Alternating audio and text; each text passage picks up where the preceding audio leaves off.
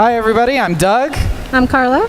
And this is the recap for Level 3, Wednesday Night Hop, Week 3, September 2014. That's right.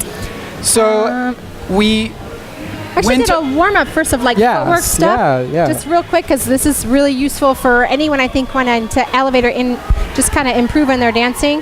If we just take our basic 8 count, moving forward and back with it, trying to really get some momentum. Starting on your left, leaders. I think I just made up a word. Getting momentum on your steps and your triple step.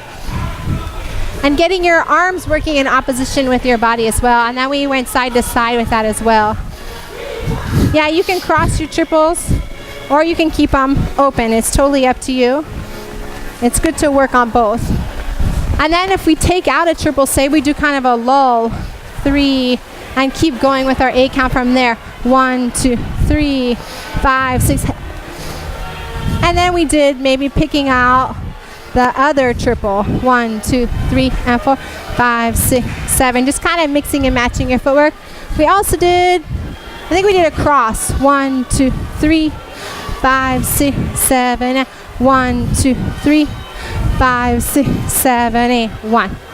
So just kind of mixing and matching. I think I already said that, sorry.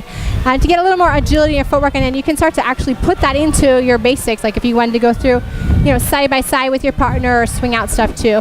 And then we actually did a little bit of out and in stuff and some footwork variations on that, but just to show you that basic rocks that we're doing out and in here, we did that with our partner as a review, just to kind of work on our out and in. And then we put that back in our 8 count pass, right? So we went from here, 1, 2, 3, 5, 6, 7. Instead of closing up, we went through a second pass there. So 4 count and 4 count, making 8. 1, 2, 3, 4, 5, 6, and making sure each end is out, in, stretch.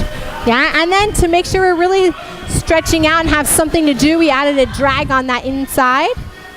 1, 2, 3, 5, 6, 7. 1, 2, 3, 5, 6, 7. 1, 2, 3.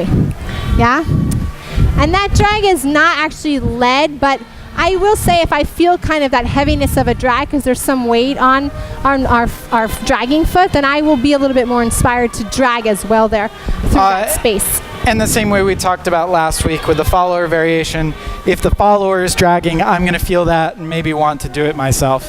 That right foot, when you plant and drag around for the left, is a little difficult for the leaders, but give it a shot, work on it, and after a while it will start to sink in. Yeah, if you can see right here, followers, as I'm doing this drag, I'm letting my leg really kind of glide in towards my body as I fill up this space here. And then the second half for the leader, this drag is what's tricky that Doug's talking about, because you have to cross over that slot a little bit, yeah?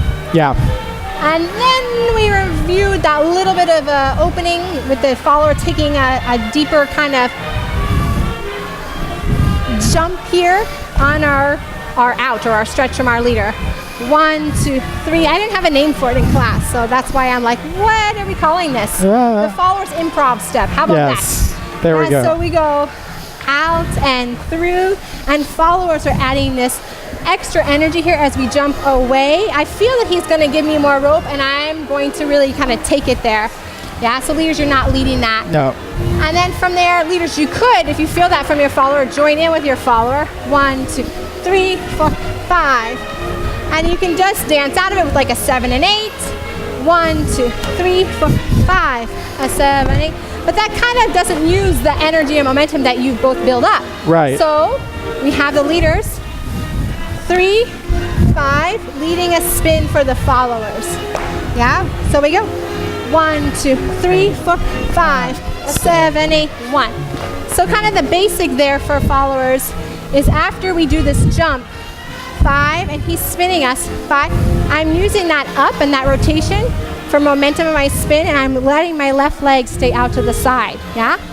And as I do that, 5, 6, I can go 7, 8 if I want, or I can go 5, 6, 7, 8, and 1. Or we can do, I think we had a third option. We can go 5, 6, 7, 8, 1. So you either have 7 and 8, 7, 8, and 1. That's the trickiest one. Or 7, 8, 1. Out of your turn. 5, 6, 7, 8, 1, 2, 3, 4, 5, 6, 7, 8, and 1. Yeah? And then We didn't get to it.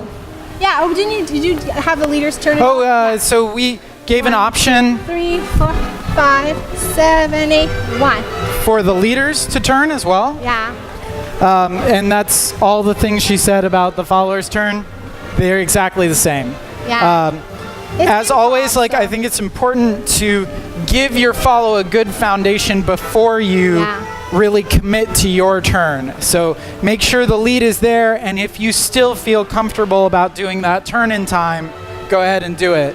But focus first on the lead, and then on adding that. And then we actually had the leaders connect with crosshand on the followers to continue the rotation that you're both setting up. 1, 2, 3, 4, 5, 7, 8, 1. So this kind of goes all the way back to week 1. We talked about really rotating your rock step and follows how to really extend that rotation in your lines. So as he's opening up here, I'm doing a little bit straighter leg with my right leg, rock step, and he can then use that maybe for something as well, for his next idea or whatever, yeah? So there was a question of like dancing that with some flow in class. So if we just kind of social dance this a little bit.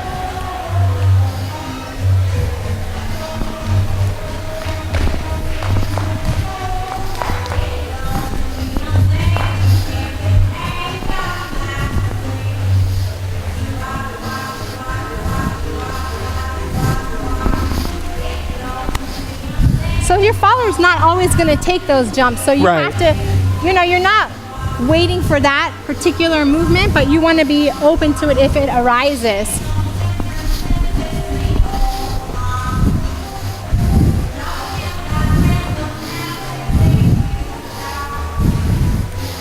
I think that's it, yeah?